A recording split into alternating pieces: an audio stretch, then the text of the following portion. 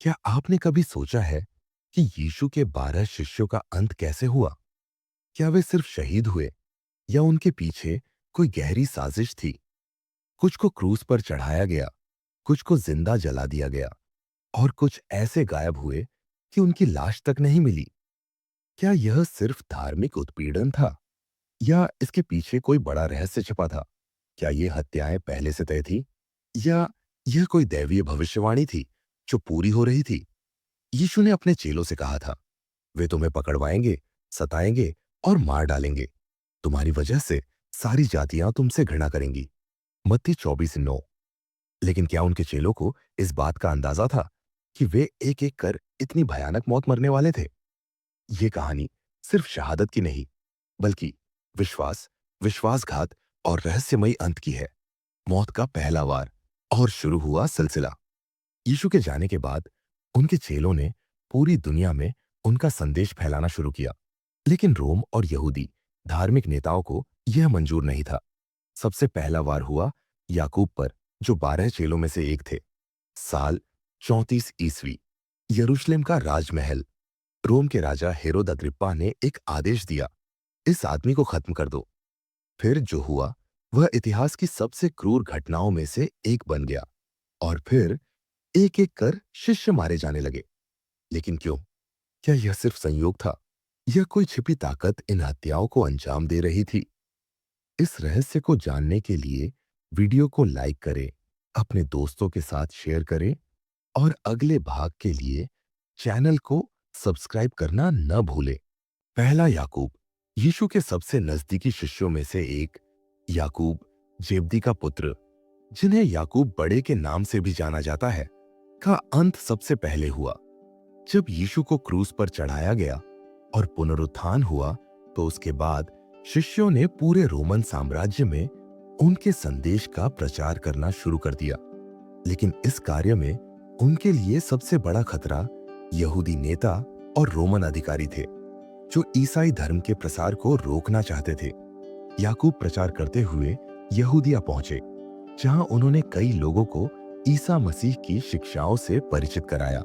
उनका प्रभाव बढ़ता गया और यहूदियों के धार्मिक नेता और राजा हेरोद अग्रिप्पा प्रथम को यह असहनीय लगने लगा। हेरोद ने यीशु के अनुयायियों को खत्म करने की योजना बनाई और सबसे पहले याकूब को निशाना बनाया।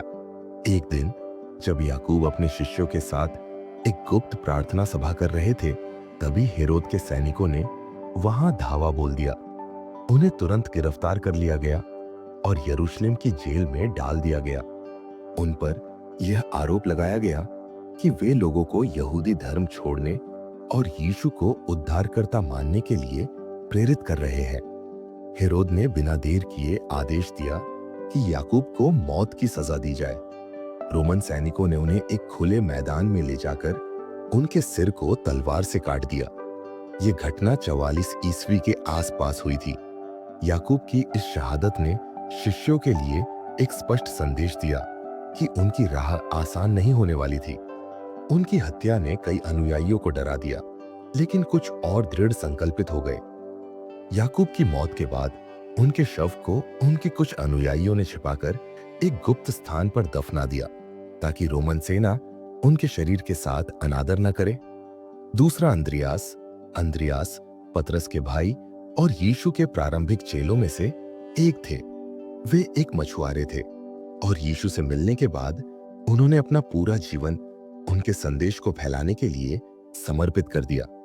यीशु के पुनरुत्थान के बाद अंद्रियास ने ग्रीस, एशिया माइनर, वर्तमान तुर्की और स्किथिया, वर्तमान रूस और यूक्रेन के इलाकों में जाकर प्रचार किया।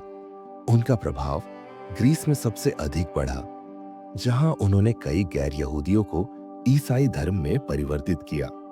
लेकिन उनकी इस सफलता ने रोमन अधिकारियों को नाराज कर दिया, क्योंकि वे ईसाई धर्म को खतरा मानते थे। अंद्रियास को गिरफ्तार कर लिया गया और अचिया, वर्तमान ग्रीस के पेट्रा शहर में एक रोमन गवर्नर के सामने पेश किया गया। उन्हें आदेश दिया गया कि वे यीशु को नकार दें और रोमन देवताओं की पूजा करें। लेकिन अंद्रियास ने इनकार कर दिया। इसके बाद उन्हें क्रूस पर चढ़ाने की सजा सुनाई गई। लेकिन इसे और अधिक दर्दनाक बनाने के लिए रोमन अधिकारियों ने उन्हें एक एक्स आकार के क्रूस पर चढ़ाने का आदेश दिया ताकि वे ज्यादा समय तक जीवित रहे और उनकी मृत्यु धीरे धीरे हो। अंद्रियास को क्रूस पर बांध दिया गया और अगले 2 दिन तक वे वहीं लटके रहे, अपने अनुयायियों को उपदेश देते हुए। उनकी यह क्रूर मृत्यु 60 से 70 ईस्वी के बीच मानी जाती है।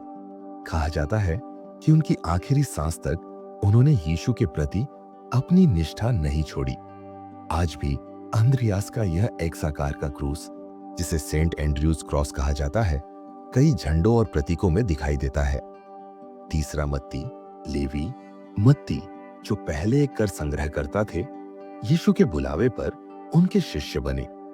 उन्होंने ईसा मसीह के जीवन और शिक्षाओं को लिपिबद्ध करने का महत्वपूर्ण कार्य किया, जिसे आज हम मत्ती रचित सुसमाचार के रूप में जानते हैं। यीशु के पुनरुत्थान के बाद मत्ती ने यहूदियों और अन्य जातियों में सुसमाचार प्रचार का कार्य शुरू किया। उन्होंने इथियोपिया और फारस के इलाकों में जाकर प्रचार किया। इथियोपिया में मत्ती ने कई लोगों को ईसाई धर्म में परिवर्तित किया, लेकिन वहां के राजा ने इसे अपनी सत्ता के लिए खतरा माना। उसने आदेश दिया कि मत्ती को गिरफ्तार कर लिया जाए। मत्ती को जब बंदी बनाया गया तो उनसे भी वही मांग की गई, वे यीशु को नकारें और राजा के देवताओं की पूजा करें। मत्ती ने इनकार कर दिया। क्रोधित राजा ने सैनिकों को आदेश दिया कि मत्ती को सार्वजनिक रूप से मार दिया जाए। उन्हें मंदिर के बाहर घसीटा गया और सैनिकों ने तलवार से उन पर वार करना शुरू कर दिया। मत्ती ने अंतिम क्षण तक अपने विश्वास को बनाए रखा और कहा जाता है कि उनकी मृत्यु के दौरान कई लोग रोने लगे और उनमें से कुछ ईसाई बन गए। मत्ती की मृत्यु का वर्ष स्पष्ट नहीं है, लेकिन यह माना जाता है कि वे पहले शताब्दी के अंत तक जीवित नहीं रहे। उनकी शहादत ने उनके लेखन को और अधिक महत्व दिया और उनके द्वारा लिखित सुसमाचार आज भी दुनिया भर में ईसाइयों के लिए एक प्रमुख ग्रंथ है। याकूब, चौथा पतरस, सिर के बल क्रूस पर, विश्वास की अंतिम परीक्षा पतरस यीशु के सबसे प्रमुख और घनिष्ठ शिष्यों में से एक थे। उन्हें शिलाखंड कहा गया जिस पर ईसाई धर्म की नींव रखी जानी थी। वे वही शिष्य थे जिन्होंने यीशु को मसीह, जीवित परमेश्वर का पुत्र कहा था। पुनरुत्थान के बाद पतरस ने यरूशलेम, अंताकिया और रोम तक प्रचार किया और वे शुरुआती ईसाई समुदायों के एक महत्वपूर्ण नेता बने। उनका प्रचार रोमन अधिकारियों और यहूदी धार्मिक नेताओं के लिए खतरा बन गया। रोम के सम्राट नीरो, जो ईसाइयों से घृणा करता था, ने पतरस को गिरफ्तार करवाया। रोम में एक भयंकर आग लगी थी और सम्राट ने इस आग का दोष ईसाइयों पर डालकर उनके विरुद्ध हिंसक अभियान छेड़ दिया। पतरस को भी इस साजिश का शिकार बनाया गया। पतरस को जब मौत की सजा दी गई तो उन्हें भी क्रूस पर चढ़ाने का आदेश हुआ, लेकिन उन्होंने एक अनोखी विनती की।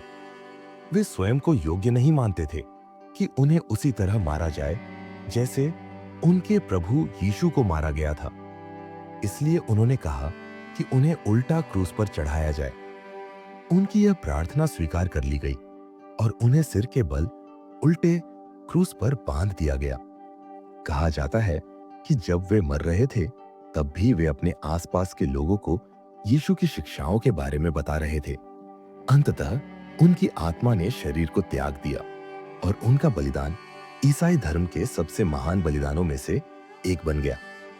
पांचवा फिलिप्पुस, क्रूर मृत्यु और अडिग विश्वास। फिलिप्पुस यीशु के 12 चेलों में से एक थे, जिन्होंने उनके चमत्कारों को नजदीक से देखा और उनके संदेश को दूर दूर तक फैलाया।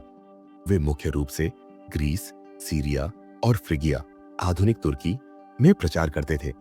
फिलिप्पुस ने एशिया माइनर के एक शहर हियरापोलिस, वर्तमान तुर्की में ईसाई धर्म का प्रचार किया। वहां के स्थानीय लोग देवी अर्तेमिस की पूजा करते थे और ईसाई धर्म को अपवित्र मानते थे। उन्होंने फिलिप्पुस के प्रचार को सहन नहीं किया और उसे गिरफ्तार कर लिया। फिलिप्पुस को एक सार्वजनिक स्थान पर घसीटा गया, जहां क्रोधित भीड़ ने पहले उसे पीटा, फिर उस पर पत्थर बरसाए। अंत में रोमन अधिकारियों ने आदेश दिया कि उसे सूली पर चढ़ा दिया जाए। कहा जाता है कि जब वे मरने के कगार पर थे, तब भी उन्होंने अपने जल्लादों के लिए प्रार्थना की। उनकी दृढ़ता और विश्वास को देखकर वहां के कुछ लोग ईसाई बन गए। छठा थॉमस, भारत में बलिदान। दूर देश में आखिरी सांस थॉमस, जिन्हें संदेही थॉमस के नाम से भी जाना जाता है, ने शुरू में यीशु के पुनरुत्थान पर संदेह किया था। लेकिन जब उन्होंने यीशु को प्रत्यक्ष रूप से देखा तो उनका विश्वास दृढ़ हो गया। थॉमस ने मसीह के संदेश को भारत तक पहुंचाया। कहा जाता है कि वे मालाबार तट, वर्तमान केरल, पहुंचे और वहां कई लोगों को ईसाई धर्म में परिवर्तित किया। उनकी शिक्षाएं हिंदू पुजारियों और स्थानीय राजाओं को पसंद नहीं आई। एक दिन जब वे प्रार्थना कर रहे थे, तब कुछ सैनिकों ने उन पर हमला किया। उन्हें भाले से मारा गया और वे वहीं शहीद हो गए। उनकी मृत्यु के बाद उनके अनुयायियों ने उनके शव को एक पवित्र स्थान पर दफनाया। सातवां बरतुलमई, निर्दयी उत्पीड़न और चमड़ी उतारी गई। बरतुलमई, जिन्हें नथानेल के नाम से भी जाना जाता है, यीशु के उन चेलों में से थे जिन्होंने शुरू में यीशु के बारे में संदेह किया था। लेकिन जब उन्होंने उन्हें देखा और उनकी शिक्षाओं को सुना, तो वे पूरी तरह से उनके शिष्य बन गए। यीशु के पुनरुत्थान के बाद उन्होंने भारत, आर्मेनिया, इथियोपिया और पर्शिया, फारस में जाकर प्रचार किया। उनका सबसे प्रमुख प्रचार कार्य आर्मेनिया में हुआ, जहां उन्होंने कई लोगों को ईसाई धर्म में परिवर्तित किया। लेकिन यहूदी धार्मिक नेता और पर्शिया के राजा पोलिमियस को यह स्वीकार नहीं था कि उनका धर्म छोड़कर लोग ईसाई बन रहे थे। बरतुलमय को एक दिन पकड़ लिया गया और उन पर आरोप लगाया गया कि वे लोगों को झूठी शिक्षाओं में फंसा रहे हैं। राजा ने आदेश दिया कि उन्हें क्रूरतम दंड दिया जाए। बरतुलमय की हत्या को इतिहास में सबसे दर्दनाक शहादतों में से एक माना जाता है। उन्हें जिंदा ही उनकी चमड़ी उतार दी गई। जब वे इस यातना से नहीं मरे तो उनकी गर्दन काट दी गई। उनके बलिदान ने उनके अनुयायियों के विश्वास को हिला नहीं दिया। बाद में आर्मेनिया पहला ऐसा देश बना जिसने ईसाई धर्म को आधिकारिक धर्म के रूप में स्वीकार किया। आठवां, यहूदा तद्दियुस, ईसाई धर्म के लिए अंतिम युद्ध। यहूदा तद्दियुस, जिन्हें केवल तद्दियुस भी कहा जाता है, यीशु के कम चर्चित शिष्यों में से एक थे। उन्होंने मुख्य रूप से मेसोपोटामिया, आधुनिक इराक, फारस और सीरिया में प्रचार किया। फारस में यहूदा तद्दियुस ने कई लोगों को ईसाई धर्म में परिवर्तित किया, जिससे वहां के पारसी पुजारियों में रोष उत्पन्न हो गया। एक दिन जब वे प्रचार कर रहे थे, तो कुछ पारसी पुजारियों ने उन्हें पकड़कर राजा के सामने पेश किया। राजा ने उनसे ईसाई धर्म को छोड़ने और पारसी धर्म स्वीकार करने को कहा, लेकिन उन्होंने मना कर दिया। गुस्साए पुजारियों ने उन पर तीर चलवाए और जब वे गिरे नहीं, तो एक भीड़ ने उन पर लाठियों और भालों से हमला कर दिया। उनकी मृत्यु के बाद उनके अनुयायियों ने उनके शव को सम्मानपूर्वक दफनाया और उनकी स्मृति में चर्चों का निर्माण किया। नौवां सिमोन जलोटी, एक क्रूर अंत। सिमोन जलोटी, साइमन द ज़ेलट, यीशु के उन शिष्यों में से थे जो पहले जलोट कट्टरपंथी समूह से जुड़े थे, जो यहूदी स्वतंत्रता के लिए लड़ता था। यीशु के साथ रहने के बाद उनका हृदय बदल गया और उन्होंने शांति और प्रेम का प्रचार शुरू किया। उन्होंने मुख्य रूप से मिस्र और उत्तर अफ्रीका में प्रचार किया और फिर फारस पहुंचे। वहां उन्होंने कई लोगों को ईसाई धर्म में परिवर्तित किया, जिससे स्थानीय धार्मिक नेता नाराज हो गए। सिमोन को पकड़कर उन्हें दो विकल्प दिए गए, या तो वे अपने विश्वास से इनकार करें या फिर मौत के लिए तैयार रहे। उन्होंने दूसरा विकल्प चुना। उन्हें एक क्रूर मृत्यु दी गई। कहा जाता है कि उन्हें आरी से चीर दिया गया। बरतुलमय, यहूदा तद्दियुस और सिमोन जलोटी की शहादत ने यह दिखाया कि यीशु के शिष्यों के लिए प्रचार करना आसान नहीं था। उनकी मृत्यु दर्दनाक और भयानक थी, लेकिन उनके बलिदान ने ईसाई धर्म को दुनिया भर में फैलने से नहीं रोका। 10वां मत्थियाह, जो यहूदा इस्करियोती की जगह आए। मत्थियाह उन 12 चेलों में से नहीं थे। जिन्हें यीशु ने स्वयं चुना था। लेकिन जब यहूदा इस्करियोती ने यीशु को धोखा देकर आत्महत्या कर ली, तो बाकी शिष्यों ने मत्थियाह को यहूदा की जगह चुना ताकि 12 की संख्या पूरी हो सके। मत्थियाह ने यहूदिया और आसपास के क्षेत्रों में ईसाई धर्म का प्रचार किया। वे मुख्य रूप से यरूशलेम और आसपास के इलाकों में यहूदियों को यीशु के संदेश को स्वीकार करने के लिए प्रेरित करते रहे। लेकिन यहूदिया के धार्मिक नेताओं को यह स्वीकार नहीं था। उन्होंने मत्थियाह को पकड़वाया और उन पर लोगों को भ्रमित करने और यहूदी धर्म का अपमान करने का आरोप लगाया। मत्थियाह को पत्थरों से मारे जाने की सजा दी गई। जब वे पत्थरों की मार से नहीं मरे, तो उन्हें कुल्हाड़ी से काट दिया गया। उनकी मृत्यु के बावजूद उनके अनुयायी उनके संदेश को आगे बढ़ाते रहे।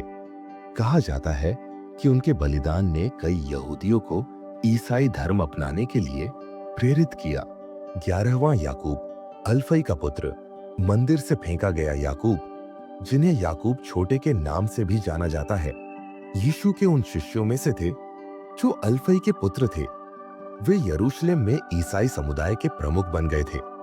याकूब का प्रभाव इतना बढ़ गया कि यहूदी धार्मिक नेता उनसे घृणा करने लगे। वे नहीं चाहते थे कि उनका संदेश और अधिक फैले। एक दिन जब वे मंदिर में उपदेश दे रहे थे, तो उन्हें पकड़ लिया गया। धार्मिक नेताओं ने उन्हें मंदिर की छत पर ले जाकर कहा कि वे यीशु को नकार दें, लेकिन उन्होंने इनकार कर दिया। इसके बाद उन्हें मंदिर की छत से नीचे फेंक दिया गया। वे तुरंत नहीं मरे, इसलिए भीड़ ने उन पर पत्थर फेंकने शुरू कर दिए और अंत में किसी ने एक भारी लकड़ी का डंडा लेकर उनके सिर पर वार किया, जिससे उनकी मृत्यु हो गई। उनकी मृत्यु के बाद यरूशलेम के कई लोगों ने ईसाई धर्म अपनाया, क्योंकि वे जानते थे कि याकूब सच्चे और न्यायप्रिय थे। 12वां यूहन्ना, एकमात्र शिष्य जो स्वाभाविक मृत्यु मरा। यूहन्ना यीशु के सबसे प्रिय शिष्य थे। वे वही थे जिन्होंने यीशु की क्रूस की मृत्यु के समय उनके पास खड़े होकर उनकी मां मरियम का ख्याल रखा था। अन्य शिष्यों की तरह वे भी ईसाई धर्म का प्रचार करने लगे। उन्होंने एशिया माइनर, वर्तमान तुर्की के इफिसुस शहर में ईसाई समुदाय की स्थापना की। लेकिन रोम के सम्राट डोमिशियन ने ईसाइयों पर अत्याचार किए। उन्होंने यह आदेश दिया कि जो ईसाई सम्राट की पूजा करने से इनकार करे, उन्हें मार दिया जाए। यूहन्ना को गिरफ्तार कर लिया गया और उन्हें उबलते हुए तेल में डालने की सजा सुनाई गई। लेकिन जब उन्हें तेल में डाला गया, तो वे चमत्कारिक रूप से बच गए। यह देखकर सम्राट डर गया और उन्हें पातमोस द्वीप पर निर्वासित कर दिया। वहीं उन्होंने प्रकाशित वाक्य नामक पुस्तक लिखी, जिसमें भविष्यवाणियां थी। बाद में उन्हें इफिसुस वापस आने की अनुमति दी गई और वहीं उन्होंने अपनी वृद्धावस्था में स्वाभाविक मृत्यु पाई। वे यीशु के एकमात्र शिष्य थे जिनकी मृत्यु स्वाभाविक रूप से हुई। इस तरह यीशु के 12 शिष्यों की मृत्यु का रहस्य एक अमर कहानी बन गई। उनकी मृत्यु दर्दनाक और भयावह थी, लेकिन उन्होंने अपने विश्वास से कभी समझौता नहीं किया। उनके बलिदानों ने ईसाई धर्म को विश्व भर में फैलाने का मार्ग प्रशस्त किया। आज भी उनके नाम चर्चों, किताबों और स्मारकों में जीवित है। ये कहानी केवल इतिहास नहीं, बल्कि विश्वास, त्याग और साहस की मिसाल है। सीख और निष्कर्ष: यीशु के 12 चेलों की मृत्यु का रहस्य। यीशु के 12 शिष्यों की मृत्यु केवल एक ऐतिहासिक घटना नहीं है, बल्कि यह एक गहरी सीख और प्रेरणा का स्रोत है। उनके बलिदानों से हमें कई महत्वपूर्ण बातें सीखने को मिलती है, जो आज भी हमारे जीवन में प्रासंगिक है। 1.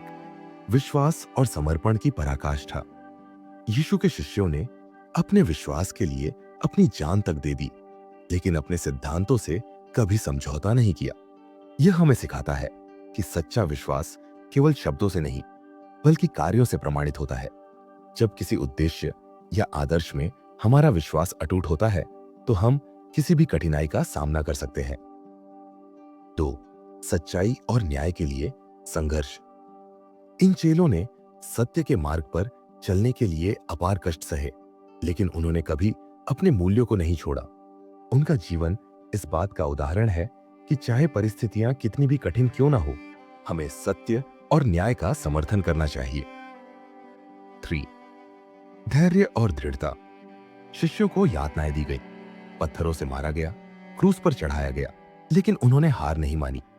वे अंत तक अपने मिशन पर डटे रहे। यह हमें सिखाता है कि जब हम किसी नेक उद्देश्य के लिए कार्य कर रहे हो, तो धैर्य और दृढ़ता सबसे बड़ी ताकत होती है। शोर, आत्म बलिदान और सेवा भाव। इन शिष्यों ने व्यक्तिगत सुख सुविधाओं को त्याग कर अपना पूरा जीवन दूसरों को सत्य की राह दिखाने में लगा दिया। आज के समय में भी यदि हम निस्वार्थ सेवा करें और दूसरों की भलाई के लिए कार्य करें, तो हम समाज में सकारात्मक बदलाव ला सकते हैं। 5. मृत्यु से परे अमरता। भले ही यीशु के ये चेले शारीरिक रूप से इस संसार में नहीं रहे, लेकिन उनके विचार, शिक्षाएं और बलिदान आज भी लोगों के दिलों में जीवित है। यह हमें सिखाता है कि मृत्यु अंत नहीं है। हमारे कार्य और आदर्श हमें अमर बना सकते हैं। निष्कर्ष, यीशु के शिष्यों की कहानी हमें यह दिखाती है कि सच्चा विश्वास कठिनाइयों से परखा जाता है। उन्होंने अपने प्राणों की आहुति दी, लेकिन अपने सिद्धांतों को कभी नहीं छोड़ा। उनकी शहादत ने यह सिद्ध कर दिया कि सच्चाई को दबाया नहीं जा सकता और सच्चे विश्वास की रोशनी कभी नहीं बुझती। आज भी यदि हम उनके जीवन से प्रेरणा लें और सत्य, सेवा और निष्ठा के मार्ग पर चले, तो हम न केवल अपने जीवन को सार्थक बना सकते हैं, बल्कि समाज में भी सकारात्मक बदलाव ला सकते हैं। अंतिम संदेश, यीशु के इन 12 शिष्यों की कहानी केवल इतिहास नहीं, बल्कि बलिदान, विश्वास और सत्य की अमर गाथा है। उन्होंने अपने प्राण त्याग दिए, लेकिन अपने विश्वास से समझौता नहीं किया। उनकी यह गाथा हमें प्रेरित करती है कि हम भी अपने जीवन में सच्चाई, निष्ठा और सेवा के मार्ग पर चले। अगर आपको यह कहानी पसंद आई हो और इससे कुछ सीखने को मिला हो, तो लाइक करें, शेयर करें और कमेंट में बताएं कि आपको इस कहानी से क्या प्रेरणा मिली। ऐसी ही और ऐतिहासिक, प्रेरणादायक और रहस्यमयी कहानियों के लिए चैनल को सब्सक्राइब करें और बेल आइकन दबाना न भूलें। आपका साथ हमें ऐसी और कहानियां लाने के लिए प्रेरित करता है। धन्यवाद।